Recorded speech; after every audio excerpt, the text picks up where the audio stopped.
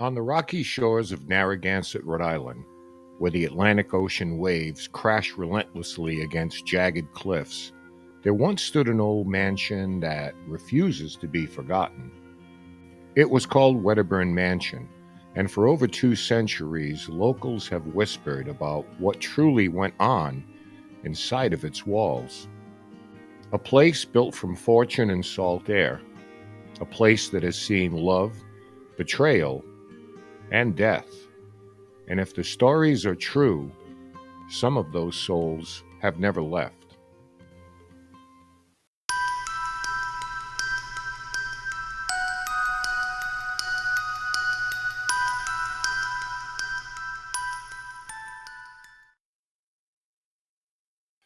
Our story begins in the early 1800s, when the sea ruled everything along the New England coast.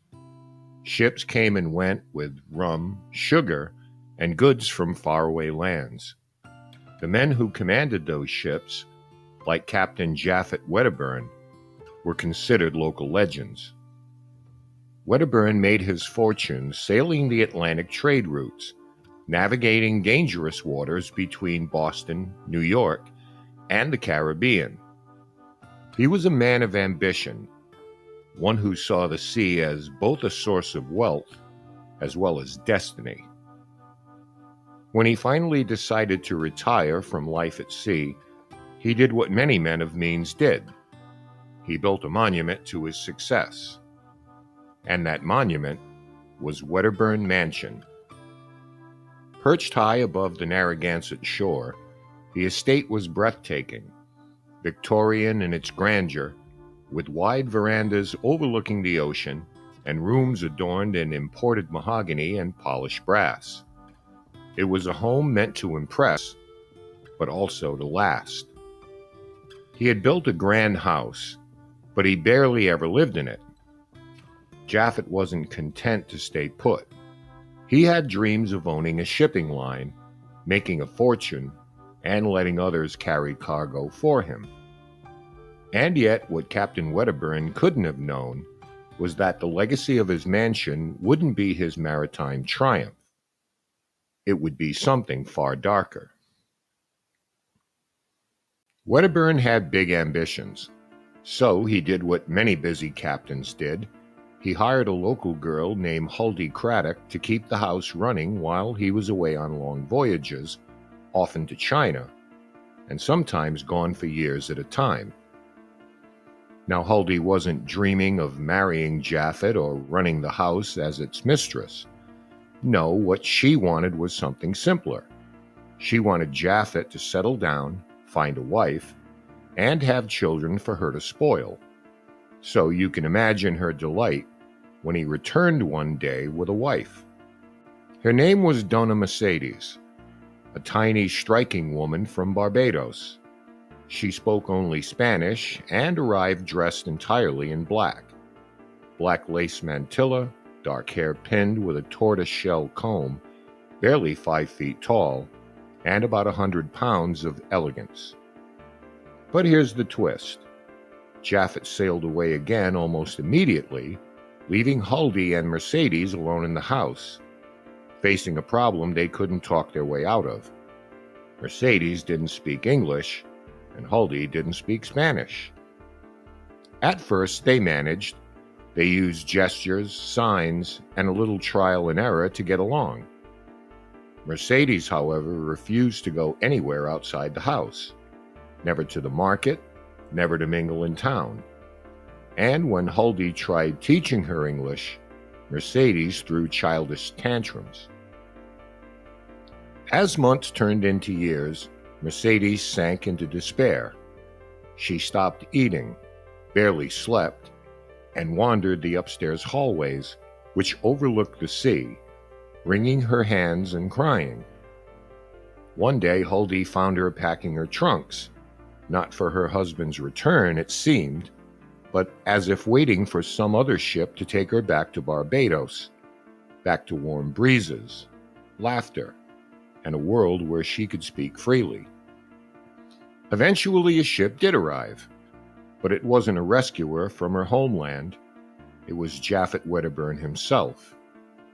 And instead of the happy reunion he expected, he found a wife still crying, still miserable. Around this time, Huldy herself fell ill for the first time in her life, struck down with a stomach ailment so severe she had to leave the house and be cared for by her sister. Japhet, hearing of her illness, reassured her that Mercedes was simply homesick and that he'd close up the house while they were away. Years passed and Captain Wedderburn came home alone. Mercedes had apparently stayed behind in Barbados.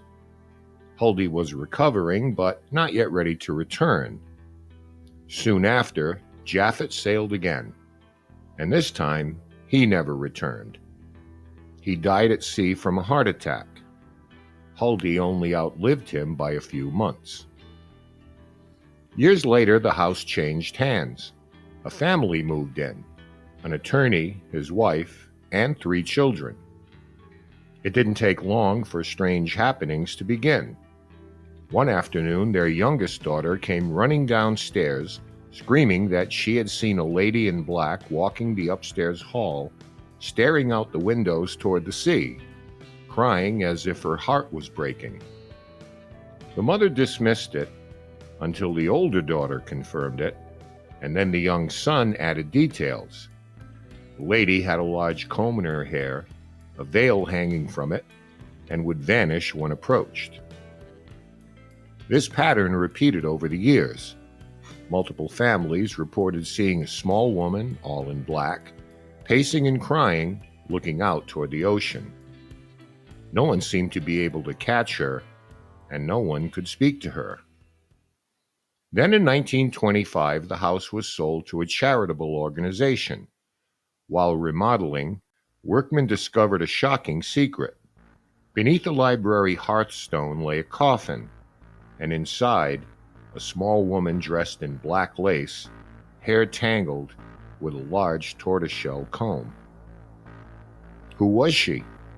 Some say Captain Wedderburn killed his wife before leaving on that final voyage, while others whispered that Huldy Craddock, jealous of Mercedes, ended her life and buried her under the hearthstone, convincing the captain she had run away with a handsome Spaniard.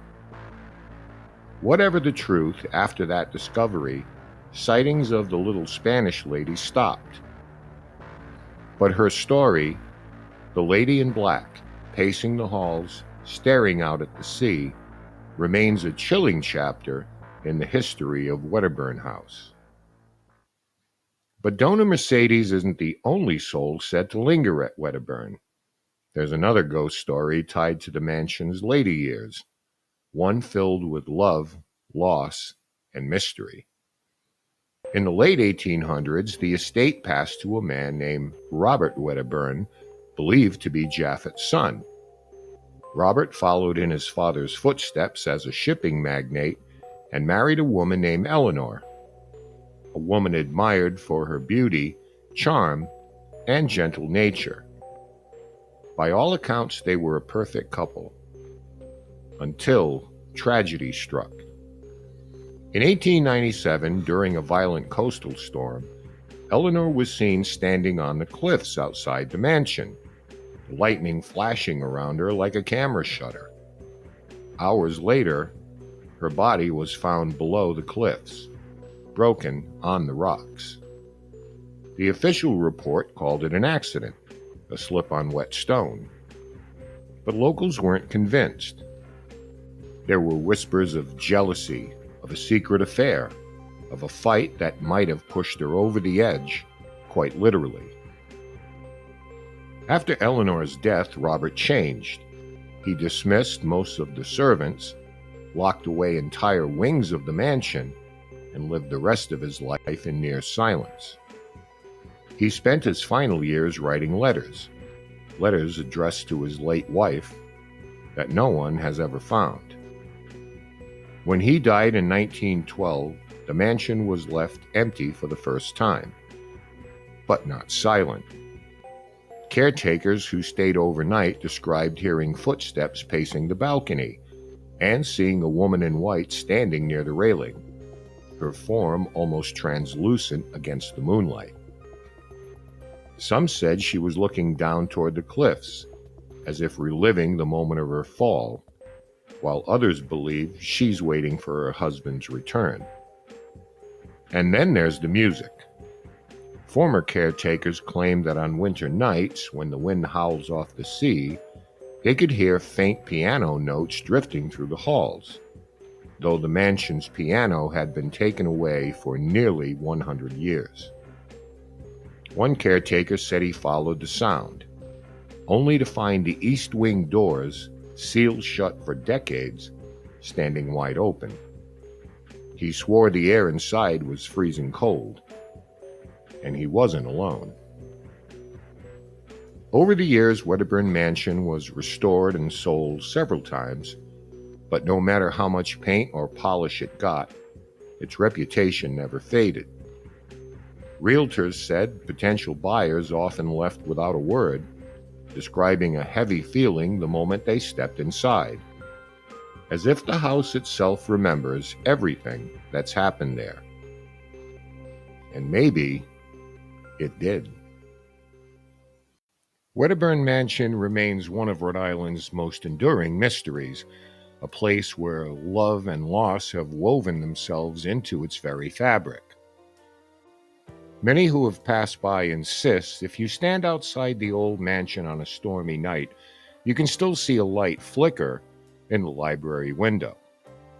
Others claim they've seen a woman in black lace standing at the glass, her eyes fixed toward the sea, waiting, watching, and listening to the sounds of waves crashing on the cliffs below. If you enjoy deep dives into paranormal cases, subscribe here for more true stories of hauntings, the supernatural, and unexplained phenomena. And in the meantime, remember, stay spooky.